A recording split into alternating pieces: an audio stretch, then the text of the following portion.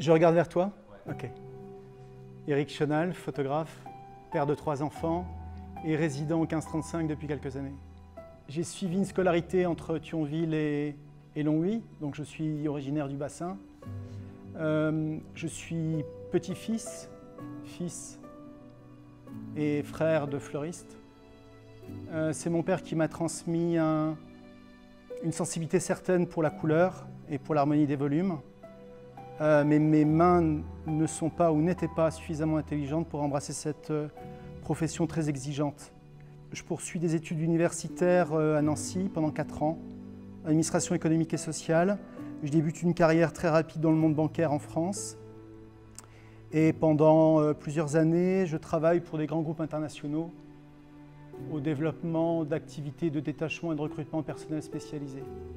Depuis l'adolescence, je nourris une passion pour l'image éditoriale. Première et réelle décoration ont constitué ma culture visuelle. Mike Oettinger connaît cette passion et m'invite à rejoindre une agence photographique naissante en 2002, Blitz, pour dans un premier temps assurer son développement commercial. Et puis quelques mois après, j'ai commencé à photographier pour mieux appréhender un service que je vendais au quotidien. Je commence à être photographe en 2003, à l'aube de la quarantaine. Pendant 10 ans, ma vie professionnelle est consacrée au portrait et au reportage. À partir de ce moment-là, la photographie d'architecture s'installe doucement, principalement dans l'expression personnelle. Et aujourd'hui, j'ai l'habitude de me qualifier comme un photographe tout-terrain, au carrefour du portrait, mais principalement du reportage et de l'architecture. Je propose de suivre des chantiers photographiquement, et donc je rencontre des espaces dans l'entre-deux. Je photographie des églises en transformation, et donc il y a des choses qui se passent dans l'espace quand il est en transition. Quand la fonctionnalité d'un lieu est suspendue, il y a une rencontre particulière avec le lieu et ce qu'il compose, qui est sans commune mesure avec ce qu'on a l'habitude de vivre. C'est-à-dire qu'on a l'habitude de vivre dans la précipitation, et si la photographie d'architecture est devenue la principale source de motivation de mon rôle de photographe, c'est bien parce qu'elle laisse peu de place à la séduction et peu de place à la précipitation. Donc ce qui fait la différence en architecture, et plus particulièrement dans le suivi de chantier, c'est la qualité de présence. Je crois que je suis aussi devenu photographe parce que j'ai un besoin d'ordonnancement et que le fait de composer en photographie permet de mettre un peu d'ordre dans le chaos. Lorsque je suis les travaux de l'extension du Musée national d'histoire et d'art, l'Elville Time, je découvre un livre qui s'appelle L'espace intérieur de Jean-Louis Chrétien, qui est philosophe, poète, enseignant à la Sorbonne.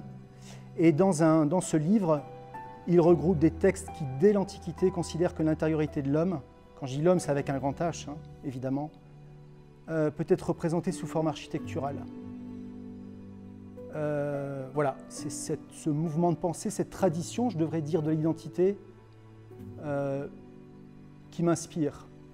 Mais c'est une forme littéraire avant toute chose. Et donc j'ai rencontré peu d'artistes ou de créateurs visuels qui attachent autant d'importance à cet entre-deux, d'un espace qui est à la fois à construire et à la fois à découvrir. Parler de l'intégration du 1535, c'est parler de ma relation avec l'espace. Je crois qu'on peut avoir une relation ternaire avec l'espace.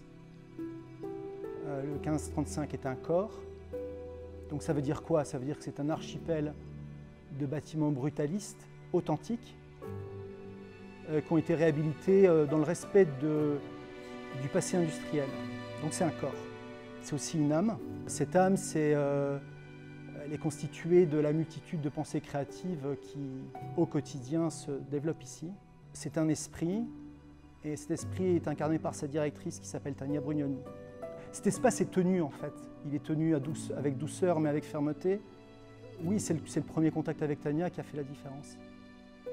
Alors il y a eu un certain temps, une forme de latence comme ça.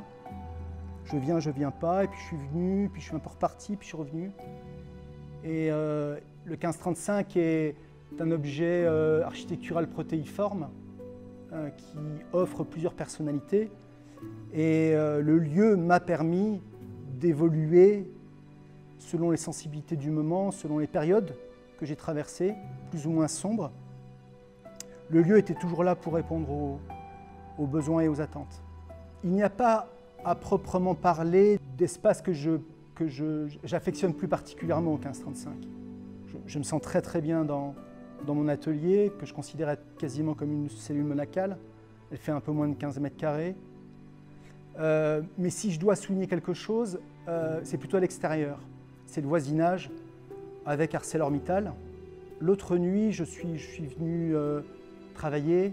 Il y avait des traînées lumineuses dans le ciel, provoquées par le site sidérurgique. Il y avait des plaintes sonores. Et tout ça me renvoie à ma jeunesse, aux nuits du PIO, voilà. Au ciel enflammé du PIO. Comme s'il y avait une évidence, voilà, comme si le 1535 pouvait à la fois servir un désir artistique et dans le même temps une exigence professionnelle et commerciale. Donc voilà. Au début, quand j'y suis, il y a peu de gens qui le connaissent. Aujourd'hui, il y a peu de gens qui ne le connaissent pas, ce qui est une différence notable. Et même si certains de mes clients n'ont pas visité le lieu, ils le connaissent de réputation.